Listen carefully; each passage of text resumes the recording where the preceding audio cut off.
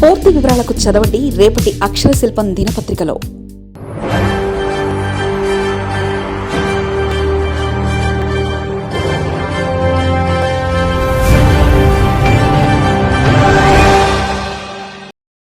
Ukraine దాడితో 10 మంది మృతి. Ukraine రాజధాని కీవ్ సమీపంలో ఓ ప్రైవేట్ సైనిక శిక్షణ కేంద్రంపై రష్యా బాలిస్టిక్ క్షిపణులతో దాడి చేసి ఉక్రెయిన్ రాజధాని కీవ్ సమీపంలోని ఓ ప్రైవేట్ సైనిక శిక్షణా కేంద్రంలో రష్యా శుక్రవారం బాలిస్టిక్ క్షిపణిలో దాడి చేసింది. అక్కడ రక్షణ పరిశ్రమకు చెందిన సమావేశం కొనసాగుతుంది.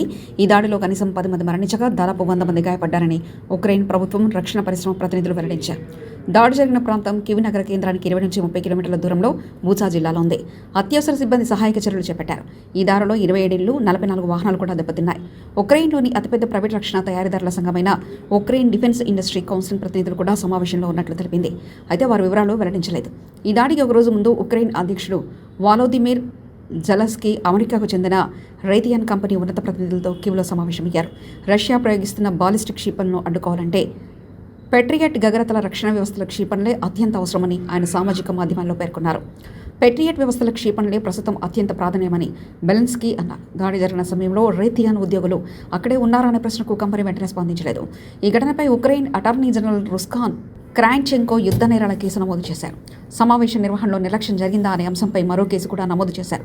సమావేశం నిర్వహించడానికి ఆ ప్రదేశాన్ని ఎవరు ఎంపిక చేశారు, సమయ నిర్వహణ విధానం ఎలా నిర్ణయించారు, తగిన భద్రతా చర్యలు తీసుకున్నారనే అంశంపై దర్యాప్తు చేస్తామని తెలిపారు. ఈ దాడికి సంబంధించిన సమాచారంపై ఉక్రెయిన్ ప్రభుత్వం కొన్ని పరిమితులు విధించింది. రైథియాన్ ప్రతినిధులతో సమావేశం సందర్భంగా పెట్రియట్ ఇంటర్సెప్టర్ క్షిపణులను ఉక్రెయిన్లో కలిసి తయారు చేయడానికి కంపెనీ సిద్ధంగా ఉందని జెలెన్స్కీ తెలిపారు. ఈ వ్యవస్థలో రాడర్లు, కమాండ్ అండ్ కంట్రోల్ వ్యవస్థలు, వివిధ రకాల ఇంటర్సెప్టర్ల క్షిపణులున్నాయి.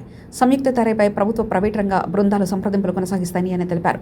కొద్ది వారాల క్రితం అమెరికా అధ్యక్షుడు డొనాల్డ్ ట్రంప్ ఉక్రెయిన్కు పెట్రియట్ వ్యవస్థల తయారీ లైసెన్స్ ఇస్తామని ప్రకటించారు. ఈ నిర్ణయం ఉక్రెయిన్కు కీలకంగా మారింది.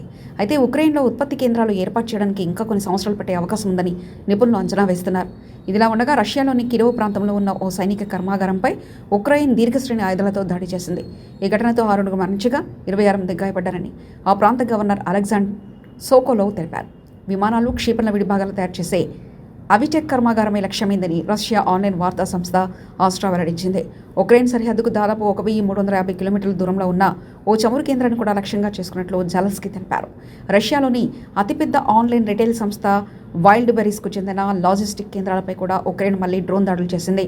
సెయింట్ పీటర్స్బర్గ్, లెనిన్గ్రాడ్ ప్రాంతం ఆక్రమంగా ఆక్రమించుకున్న క్రిమియాలోని సిమ్ఫెరోపోల్ నగరంలోని కేంద్రాలు లక్ష్యంగా మారాయని సంస్థ వ్యవస్థాపకురాలు తత్యానా కిమ్ తెలిపారు. రష్యా మీడియా విడుదల చేసిన చిత్రాల్లో సెయింట్ పీటర్స్బర్గ్ ఆకాశంలో భారీగా పొగలు ఎగిసిపడుతున్నాయి. గత కొద్ది రోజుల్లో మరో 4 వైల్డ్ బెర్రీస్ గిడ్డంగులపై కూడా ఉక్రెయిన్ దాడి చేయడంలో భారీ అగ్ని ప్రమాదాలు చోటు చేసుకున్నాయి. యుద్ధ ప్రభావం సాధారణ రష్యను కూడా తెలిసేలా చేయడమే ఈ దాడుల ఉద్దేశమని ఉక్రెయిన్ భావిస్తుంది. శుక్రవారం రాత్రి ఒక్క రోజులోనే ఉక్రెయిన్ ప్రయోగించిన 571 డ్రోన్లను తమ గగనతల రక్షణ వ్యవస్థలు కూల్చివేశాయని రష్యా రక్షణ మంత్రిత్వ శాఖ ప్రకటించింది. మరిన్ని కథనాల కోసం సబ్స్క్రైబ్ చేసుకోండి మీ అక్షర శిల్పం. పూర్తి వివరాలకు చదవండి రేపటి అక్షర శిల్పం దినపత్రికలో.